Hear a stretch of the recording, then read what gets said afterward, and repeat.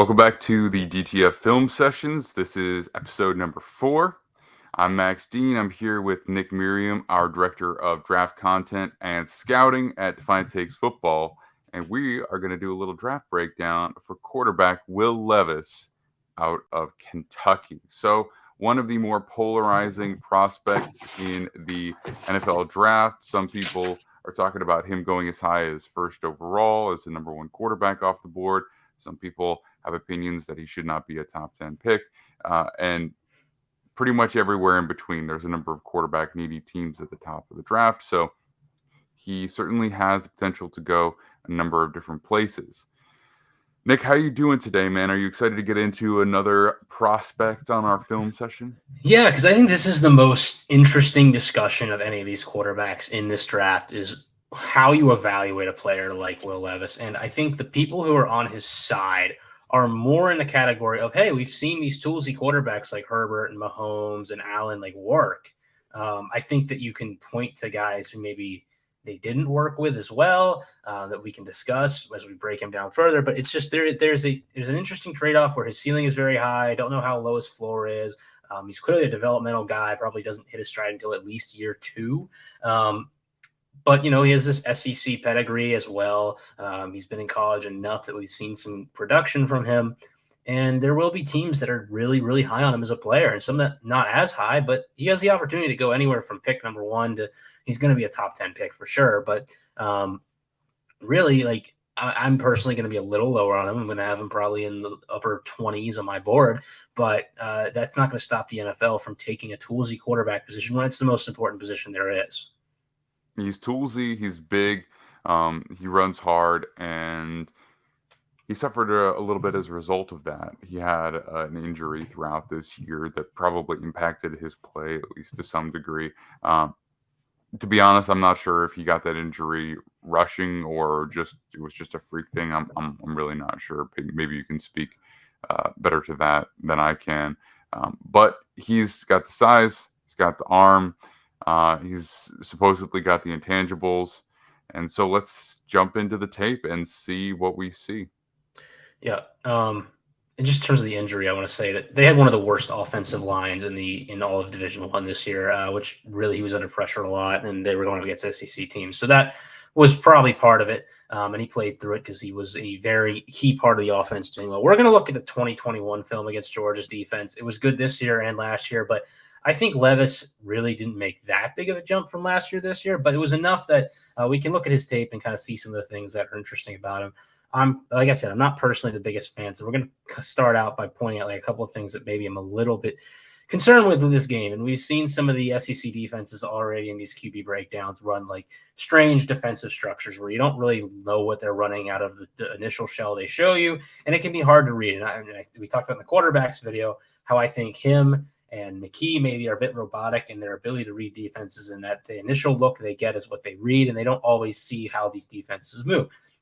So this isn't really that complicated of a one, but it's a strange-ish one in the way they rotate. It's cover 4, and obviously you have a too high look. It's what cover 4 normally would look like. But because it's a 3-by-1, normally you might check out of this to cover 6 or even cover 3 sometimes, or it'll look like a weird cover 4 where the backside safety will shift down because he didn't actually have to guard anybody.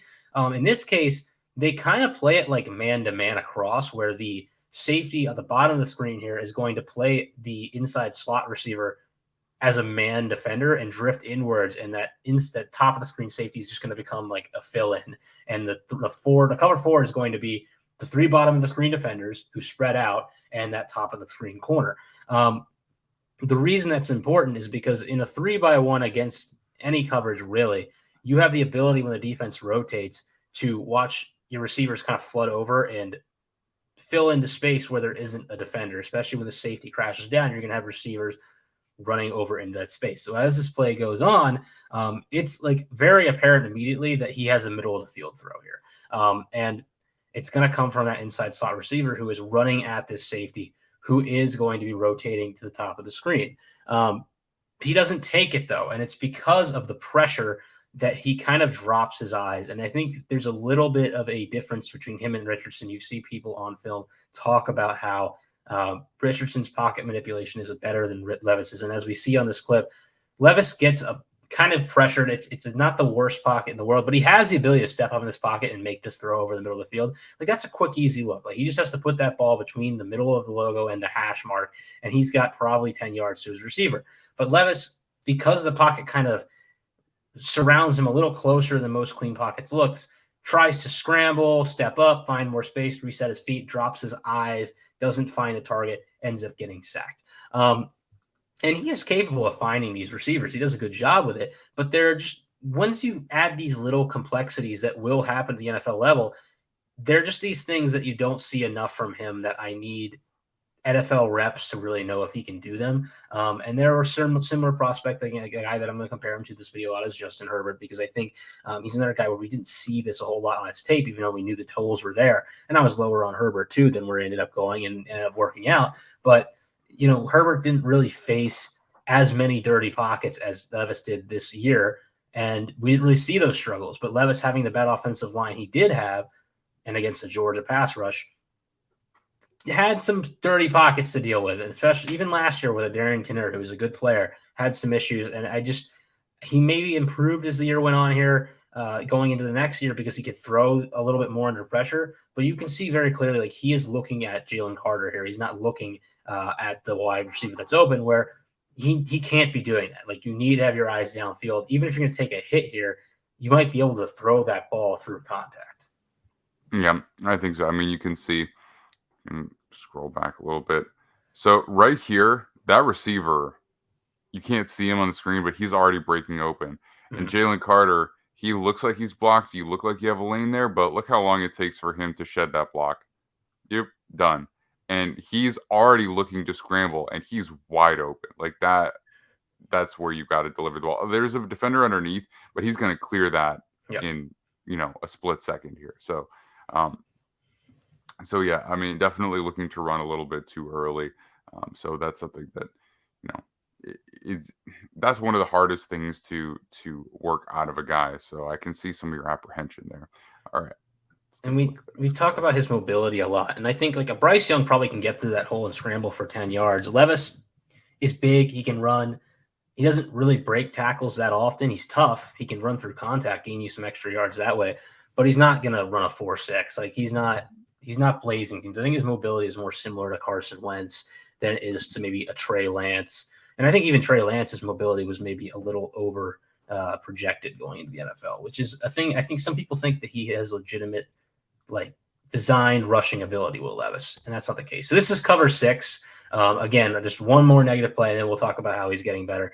And this is, again, a missed read. And it's not really a second window read, but it's like initially maybe a little difficult to tell if this is cover 6 because of how far off the corner at the bottom of the screen does.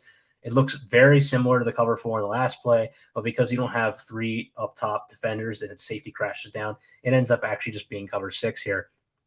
And he has this kind of post from the middle of the field where now you're occupying the deep half when you start crossing in, and that corner has not reached that part of the field yet. And when you have an arm you can trust, you should be able to come off of that trips read, find that receiver, and hit him into that deep half. But Levis reads here the cover 6, knows that because it's quarters on that side of the field, the flat is open, and he throws the ball to the flat because he doesn't really try to peek really quick, find that cover 6 look, and understand that throws open. He takes the initial read. This is what I talk about, a robotic read. He sees the quarters on half the field, so he makes the quarters throw.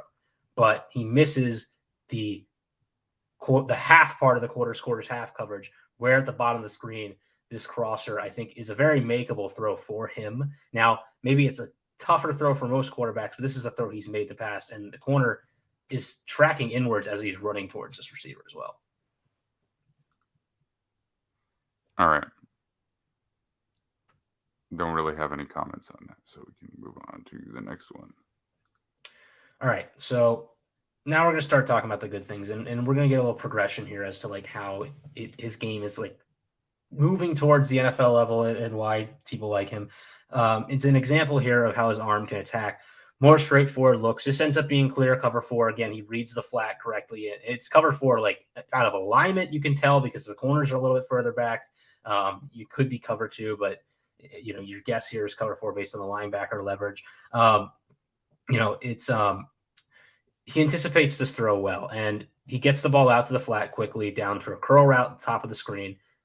Flat's open. He gets it there. Now, the difference with this live arm that he possesses, another quarterback, is this throw is probably a 4 or 5 yard completion with a Bryce Young. But with Levis, it ends up being an 8-9 yard game because he can fit this throw downfield in a place immediately where the receiver is catching it as the corner's closing, and he can actually pick up some yards and not get driven backwards. That's the bonus of an arm of this caliber, is you pick up a couple extra yards of the timing here. Even if he's a little bit later than maybe a Young would be on this throw, he is able to get that to a spot where now it's 3rd and 1 or 2nd and 1, and the whole playbook is open. Yeah, that's a pretty quick release too, and you can see there is some anticipation there. So, I mean, I don't know how much earlier you can necessarily be. I mean, like, are you just turning and throwing that ball like immediately? I mean, yes, you could be just throwing that ball immediately. I think, but you could make excuses for why specifically in this game, specifically like against the Georgia defense, why you don't get to that read as fast. So I'm not really knocking him for it. This ball gets to where it needs to. All right. All right, so cover 1 man. Cover 1 man. My ones look like my 2 sometimes. I want to see this more. It's a blitz, and he's going to just chuck this up. Oh, wait a minute. This is another Georgia play. Am I looking at something different here? No, okay. So this is simulated pressure. Okay, we're looking at simulated pressure. It's cover 4. Though we don't always see it here, he does anticipate a throw even better on this play. And this is similar, I believe, against cover 4. He's throwing the bottom of the screen, top of the screen, sorry. Vision, anticipation aren't his biggest strengths, but we do see sometimes he gets this ball before a receiver's out of the break. So this is just a better example of what we just seen, with a little bit more of a complex look with a simulated pressure where against the open top of the screen route, he is able to get this to the receiver out of the curl break. And really, you can see the arm count here. Yeah, it's a deeper throw for sure. And he does a good job, especially on these shorter throws, of protecting the football. This isn't a place where only his receiver is going to catch it, right? Yeah, that's absolutely true. And so let's see exactly where he starts his throwing motion right there. So he knows he's going to throw it, and I mean, he's barely even slowing down for his break at this point. So he knows exactly where he wants to go. That's good anticipation, especially on a deep throw. The farther you are away, the harder that is to actually accomplish. So this is a nice play. And I would say this is actually probably cover 3, not cover 4. Well, it could be. It's a single high look. Again, the hash just threw me off there, and I think my handwriting might be a little messy. But this is effectively the read here is that the space is at the top of the screen. He's able to get that ball there. It would be the same with either coverage. And I want to take a look at the pocket from the end zone real quick. Yeah, and he navigates this pretty well. He gets pressured a tiny bit. He's able to kind of sidestep and make that throw as well. So this is all happening very quickly in his head, and he's able to kind of set his feet as he gets a little bit of pressure as well. Okay. All right, let's knock these last ones out real quick. All right, so this is the cover 1 play where I want to see him throw the ball up a little bit more and just test his arm versus man. Throws it through some pressure. He gets hit a little bit here. Really just gives his receiver a chance. And he has the arm that he can do this off of a quick 5-step, 3-step drop, whatever this is, and just kind of lead your receiver downfield. And I don't see this enough from him. Like, he likes to take the short throws. This is a quarterback that I watch on tape, and I don't think the coaching staff fully trusted him at Kentucky in a lot of cases. And they just kind of said, hey, man, like, take the open throws underneath.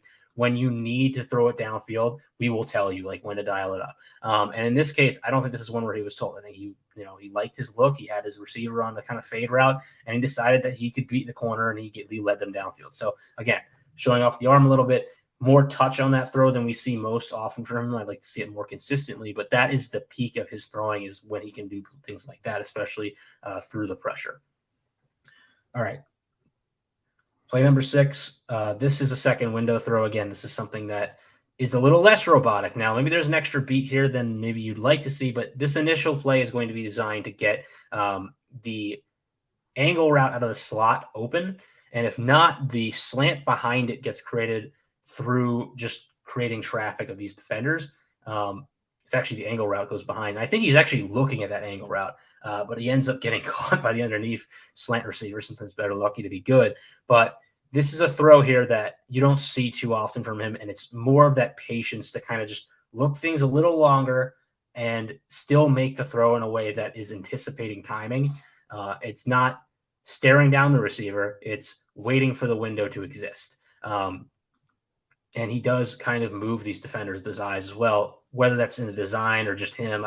We have a discussion about, but it's the patience at times and the hurriedness to throw the ball that's inconsistent with him. And sometimes you just need to be quicker, but sometimes you need to wait a little longer. In this case, he does do that. So he is capable. Like, we see these things on film, but it's not entirely there yet. Again, as I've said multiple times in this video. All right. I think that's all that we have time for today for Will Levis. So you've seen some of the good, you've seen some of the bad. This is the 4th video that we'll have out. So you can already find Bryce Young. You should already be able to find CJ Stroud and Jalen Carter on the channel as well. So if this is your first one, there's a few more, and we'll have plenty more as the offseason progresses. And do you want to tease who we're going to do next? Yeah, I think it's either going to be Will Anderson or Anthony Richardson. We're trying to knock out these 4 quarterbacks, and then Anderson would be the next, top prospect. So it'll be one of those 2, and we'll have that coming up. All right, sounds good. You can find me at TheMaxDean. You can find Nick at Nick with Sports. Defiant Takes Football is at Defiant Takes on all social media outlets. And we will be back shortly with our next clip. It's going to be, I think let's do Anthony Richardson, and then we'll do Will Anderson right after that. Okay. All right. Appreciate you guys all watching. Subscribe for much more of the same, and we'll see you all soon.